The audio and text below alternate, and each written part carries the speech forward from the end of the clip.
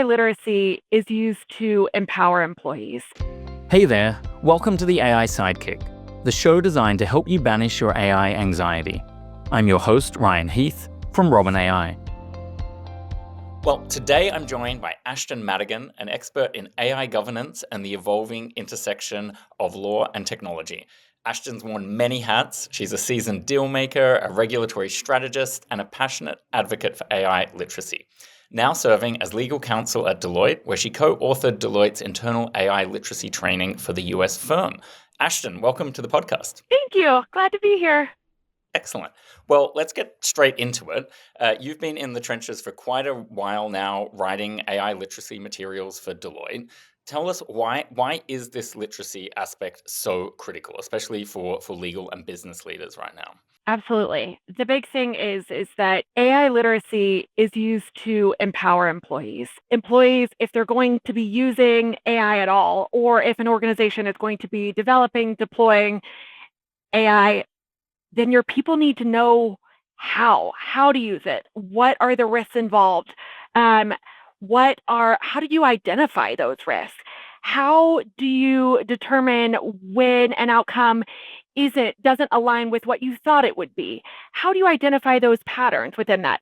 How do you determine what data you should be using or can be using within a system?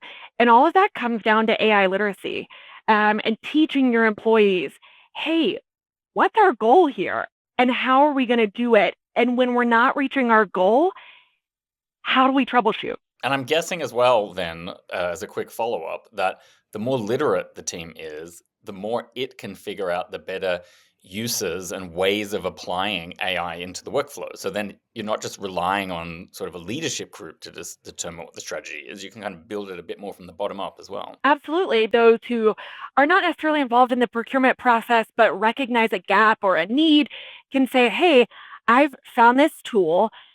What do we think? And how does that align with our organization's AI strategy, which, is kind of part of the overall governance piece is, hey, what are we doing and what are our goals and how do we want to achieve them?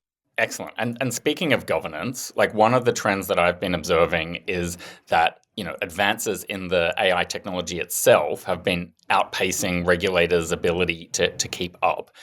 You're on the front lines there of dealing with those gaps as they emerge. Do you feel like legal teams have been able to patch together an effective set of rails in the absence of sort of clear regulation? In the absence of any sort of solid regulatory schema, which is what we're seeing right now, it's very fluid. Organizations still want to deploy, develop, use AI. The harms still exist. So how do they mitigate that? And that really is where AI governance comes in and AI literacy, as it serves as a way to help organizations figure out what their risks are within their overall AI strategy, because every organization is not going to have the same AI strategy. AI has a variety of different uses, and organizations are going to be creative in what they want to do with them or do with all of that. So literacy and governance really does help an organization figure out what those things are in kind of the absence of, the regulatory space is super fluid. How much do you actually need to know to be able to say, hey, I can confidently say I have effective governance in place? I think any sort of AI governance organization or internal committee or whatever it is, you've got to have your technical people on. So you need to have involvement with your technical people, but then you also need to have people that are setting that strategy. You need to have your people who are paying attention to what's happening from a policy perspective and a regulatory perspective, because that does have some influence. I think it's safe to say that a lot of organizations are going to have data governance policies. AI doesn't run without data. So when you're engaging in any sort of development, deployment, use of AI, got to think about what data is being used. And with that, how does that use of data align with internal policies? And for every tool that's brought in to an organization, that analysis should probably be done, because AI tools are only as effective as the data that is input within them or that it's trained on. So kind of thinking through some of those things, thinking through data privacy policies, which organizations have, cybersecurity, all these things that are like pretty standard for the operation of these organizations. And thinking about that in terms of the overall like AI strategy and AI governance, I think is pretty crucial. I fully agree on that front. Now, when we think like in practice about how AI gets rolled out, if it's a large and complex global enterprise, it's probably not sort of an AI tool where the CEO says, "Hey, 300,000 people, you press go. You can all just use it all at once." It probably starts on a smaller scale. Have you got any tips for the next stage on how to kind of scale that governance and that literacy across, like large chunks of the organization, if not the whole organization? Totally. So the first thing is obviously under the EU AI Act, Article 4, there is this giant, everyone needs to be trained on AI. So there is a push and that to just blast out mass training to just say, hey, this is what AI is. Here are the risks involved. When you see that, like let us know. But then when it comes to the actual tools themselves, I do think it is like almost business group dependent because HR is going to have different tools than legal. And with that, each tool is going to come with its own set of really what I call internal guardrails. So when we roll out tools for specific business groups, we say, hey, this is the data that you can use. This is the type of license it is. It can be used for any output can be used for these types of purposes. I think that makes sense because people often aren't sure where a limit is. Like I think genuinely think people like to be told sort of in a clear way what's okay, what's not okay, what's yes, what's not, what's no, and then that gives you the confidence to go and use it on a more regular basis, let's say. I absolutely agree with that. And one of the things too is that our tech teams that are procuring this kind of stuff, they like to show our people. They're like, look what this cool tool can do, and it really does empower personnel to get the full use of the tool as it is intended to be used, at least under the license agreement that we have. Yeah. Now, I guess it's almost like a tricky question I have. When I was reporting on AI developments as a journalist, like I got worried at some level about the black box elements of the people making the tools aren't really even sure why it does certain things sometimes. And that made me a fan of third-party auditing. So either you could check the work of the provider or you could see how the tool is being used in your own organization. And at Deloitte, you're kind of in the auditing business. So I'm guessing you might like this idea as well. What do you think of sort of audits as a tool in building confidence and trust in AI? Totally. I think so. First and foremost, audits and certifications, specifically when it comes to security, have been a part of the tech compliance ecosphere for a while. So ISO, all like the ISO reports, the SOC reports, things like that. So that those who are in tech are familiar with audits. They feel like pretty like business as usual. Okay, cool. This is how we check our work. So ISO 42001 is kind of the latest. That one is specific to AI. We are seeing that get a lot of traction or starting to pick up traction. I believe in November, AWS announced that they were the first cloud provider to achieve full compliance. I think we're seeing regular updates of organizations who've opted into this and who've achieved compliance. So I think there is a lot of validity on that end, and that we will see that. I think we could potentially see that gain even more traction by end of summer. With that, understand this isn't in every organization's budget. So what can you do if ISO 42001 isn't the right choice for all the systems that you have? This created the NIST AI RMS, so the risk management framework. It's a voluntary set of standards that help organizations manage AI risks. Yep. Okay, that is good to hear. If we can circle back to sort of literacy for a second, because I know that's your specialty in a way. What do you sort of see as the biggest knowledge gaps in legal departments when it comes to AI? I think attorneys are historically afraid of technology. And I say that because things have been done the same way for a long time. The legal profession has been historically slow to add in new technology, things like that. So attorneys need to know how they can use the tools without being afraid, or not without being afraid, but in ways that will benefit their practice. So how do we teach our attorneys Don't do to stupid things is a really good rule for not losing your right, lives. right, like I also don't want to get sanctioned. So how do we teach attorneys to use tools that will benefit them, and that will actually like help make them more efficient, will make them, more effective lawyers, which is what we all want. So the first gap is, hey, we got to let our attorneys play with these tools in an environment that's safe. And what I mean by safe, like no fear of any sort of security breach. Are you using, dummy data? Okay, great. Use dummy data, play with it, that kind of thing, so that they can learn that, hey, like this is here to stay.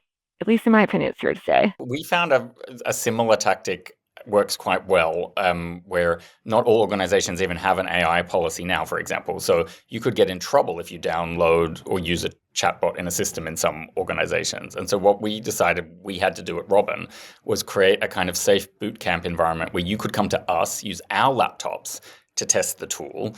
And, hopefully you'll end up using some tool. We'd love it to be us. But anyway, the point is, play in this sandbox and know that you won't get in trouble by spending these 2 hours becoming more knowledgeable about AI. I really believe in that because when you use it, it's easier to teach literacy because you know the benefits, and then it's like easier to see the risks. Like, oh, okay, well if I do this, well then I've seen it in this safe environment that actually like if my prompt isn't that great, then I'm not going to get really an effective output, and then it's going to send me down a path that I don't want to be on.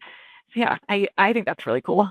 Yeah, and one other problem that I'm perceiving as well is that because AI is so horizontal, it can't really get boxed as like a tech issue or a tech problem or just a tech thing that gets bought by somebody else. It's like we're going to have to get executives to become comfortable with the idea that they learn about the tools and that they understand the risks of the tools. But then I worry because there is this sort of like, oh, it's all tech. Some people are going to have to suffer some kind of business consequence or fallout to kind of like really engage with the risks. I think part of our job as lawyers, especially in the AI space, is saying, hey, here's the risk and here's actually what could happen with this. Because maybe the harm doesn't seem that bad, but maybe if we put potential, financial numbers to it, where it's like, hey, actually, if we're not paying attention, then it could, this is how it'll impact the bottom line. Bottom line is typically an easy way to get buy-in from business leaders because it is important, and like reputational risk is part of it. But it's making those risks tangible. I mean, thinking kind of through data governance, where it's like, all right, when you're thinking about, hey, what data is this AI system going to use? Well, if it's our data, are we willing to give away that data for free? And if somebody decides that's fine, but like, all right, kind of thinking through some of those things and making the risk like more tangible and making it something they care about. Yeah. And then on the prevention side of things, I guess the other way to tackle that is to fix how law schools are teaching AI or teaching how to engage with technology. And I get the impression a lot of law schools still act like it's sort of 1985 rather than 2025. What's something you'd change up if you got put in charge of the curricula at a top law school right now? What would you be writing into it? I think that law schools need to empower their students about how to use AI. It's not going away. It's going to become an integral part of our profession. It already is, regardless of whether or not every attorney across the world is using it. It's still here. And so we need to empower law students of, hey, how do we use the technology? But also we should be spending a little bit of time teaching them the technology itself, which I know is so outside of the sphere of law school. And a lot of people are like, well, I went to law school because I'm not a math science insert whatever person. But I think when it comes to AI, we got to buy in and we have to be willing to learn some of those more technical pieces that I think historically, like, well, that's not us, so we're going to let somebody else figure it out. But I think this should be part of it. Yeah, that is such a smart piece of advice. Okay, let's end on something fun. We are the AI Sidekick. So sort of giving all the inputs from your community leadership to infrastructure deals and everything you've done in your legal career.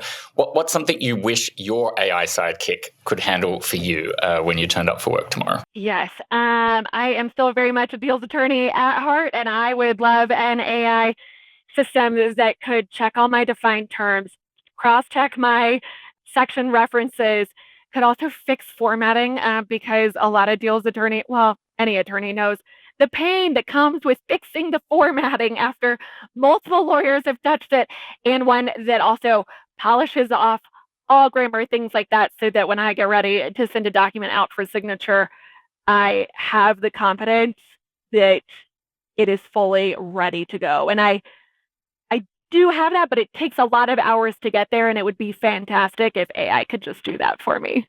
Okay, I'm going to bundle all that up and send it straight over to our product team. I'm in. Ashton Madigan, thank you so much for joining the AI Sidekick. Thank you so much, Ryan. I appreciate it. Now it's time to bring in two experts from Robin AI to run our Hero Hotline, where we answer your questions, your concerns, your challenges. Call it advice, call it food for thought, call it whatever you want. The idea here is to help you get the ROI you need from AI. And as we turn it over to our Hero Hotline panelists, we've got a lot of questions from listeners who are wondering about the difference between sector-specific AI applications and the more general tools out there in the market. So I'm summing it up into one question, which is, how can people out there purchasing AI balance the need for specialized tools with the need not to have to buy and then manage and to roll out just an endless string of AI tools? Yeah, we talk a lot on this podcast about what are your requirements and what are you actually trying to solve for. And I think if you can really laser focus on those objectives, what your tolerances are, what your budget might be, what your general constituency will accept, your stakeholders, the people who are, as they say, signing the checks, and what your tolerance is for adopting new practices or things that perhaps you not had a whole lot of experience or exposure to in order to know if someone is actually doing what they say they can do, or if they're selling you a bunch of snake oil, as it were. Then you set up a clear framework for answering those questions and get into proof of concepts or situations where you can sort of try things out, kick the tires, as it were, before you overly commit to any one solution. Right now, let's make no mistake, there is a ton of energy around purpose-built AI and general purpose AI, and how these models or distilled models or fine-tuned models are getting better and better over time. And we're going to keep hearing that.